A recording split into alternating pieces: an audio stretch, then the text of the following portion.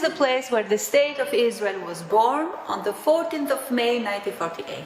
Exactly from here, David Ben-Gurion, he will declare the state of Israel, and in this way he will put an end to the exile of 2,000 years. The ceremony was held here in a Friday day at 4 o'clock in the afternoon. It was here in Tel Aviv, but not Jerusalem, because Jerusalem at the time was under heavy siege. The state was born in the middle of a terrible war, the War of Independence, which started in fact 6 months before the establishment of the state.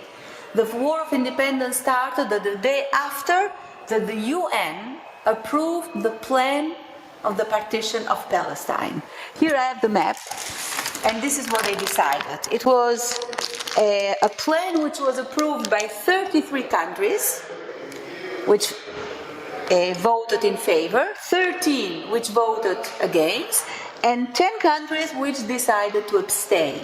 But 2/3 of the then members of the United Nations approved this plan, and in other words, they gave us, the Jews, the international permission to declare a state. This is a plan. It provides here the creation of two states, a Jewish state and an Arab state. According to the plan, Jerusalem will be international, and the last decision was that the British will evacuate their troops and leave Palestine on the 15th of May 1948. The Jews accepted the plan with great joy. It was celebration and singing and dancing on the streets of Tel Aviv, Jerusalem, of the major towns of Eretz Israel. The Jews accepted the plan, the Arabs they did not, and next day started the War of Independence. It will last 15 months, 10 days. It will be the longest and the most difficult war in Jewish history. During the first 6 months, the war will be a local one between the Jews and the Arabs. But on the 15th of May, the British left. The same evening, 5 Arab armies, they are going to attack the newly born state of Israel.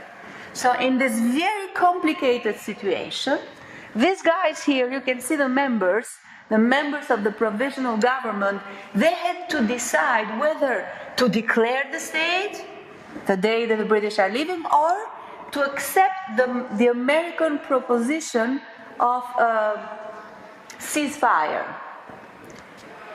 and a trusteeship regime of the UN.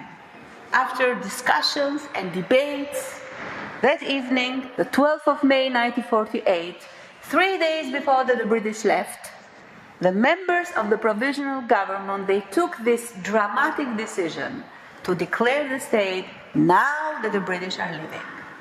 The British were leaving on the 15th of May. It was Shabbat. And for many Jews, as you know, Shabbat is a sacred day.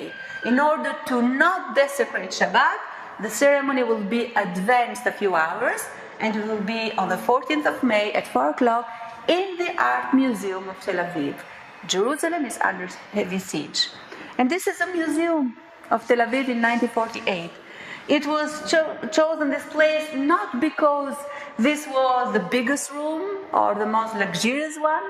It was chosen because this was the safest place in Tel Aviv. And you can see the windows, which are high and narrow. We're a little bit underground. There is an emergency exit. This small room is the most well-protected room in the town. So all the preparations were done like running against the clock. They had 36 hours to prepare everything. Chairs were borrowed from the near coffee shops, and they built the podium and the table, and they put here 2 flags of Israel, the portrait of Theodor Herzl, and in the second floor they invited the symphonic orchestra.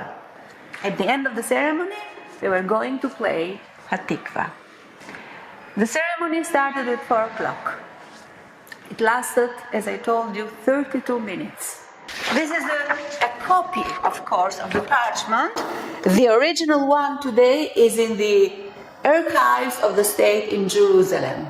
But for many of us, this document is the most important document after the Bible. We hereby declare the establishment of a Jewish state in the land of Israel to be known as the State of Israel. And don't forget for a moment that we are only 2.5 years or 3 years after the end of the Second World War. 3 years after the end of the Holocaust. We have thousands and thousands of displaced persons in refugee camps. And for these guys, for these people, this tiny piece of land, it will be their home. And this is why David Ben-Gurion, he pointed out that this state, first and above all, it will be a Jewish state which will open its gates for all the Jews of the world. The following phrase, I think it's equally important, because here it's mentioned very clearly that this state will be a state which will belong not only to the Jews, but it is the state which will respect the civil rights of all those who are citizens of this state. Because this state, it's written here, will be based on the moral principles of the prophets of Israel, which are three: freedom, justice, and peace. And there is one woman here, which is sitting here in this chair. Her name is Golda Meir, a very strong woman. And I'm sure that you know that later she will become the first woman Prime Minister of Israel. She was sitting there and she started crying. And the same evening she wrote in her diary, "I thought of the 6 millions. It was very late for them. I hope that it won't be late for the future generations." And then the orchestra from the second floor played the anthem, Hatikva, and with the playing of Hatikva ended the shortest ceremony in Jewish history. It lasted only 32 minutes. Please share this video, and on YouTube, click the button below to become a subscriber.